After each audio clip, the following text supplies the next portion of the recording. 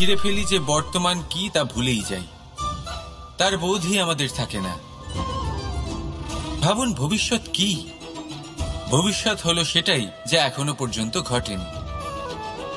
বর্তমান হলো সেটা যা এখন ঘটছে। তাহলে যা এখনো ঘটেইনি তার বিষয়ে দুশ্চিন্তা করে নিজেকে ব্যতিব্যস্ত কেন করছেন? এই বর্তমান এটাই হলো গুরুত্বপূর্ণ। এর উপরে সমস্ত ভাবনা কেন্দ্রীভূত করুন। মনে লক্ষ্য অবশ্যই রাখুন, কিন্তু পুরো মনোযোগ শুধু বর্তমানে থাকবে।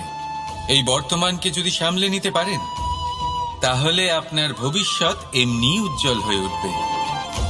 তাহলে আসুন আমার সাথে ভালোবেসে বলুন, রাধা রাধা। সময়।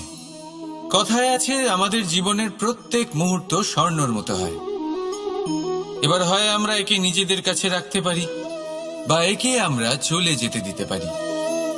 কারণ এই ছোট ছোট মুহূর্তই আছে যা আমাদের জীবনকে গড়ে তোলে। এখন এই জীবন কেমন হবে তা আমাদের উপর নির্ভর করে।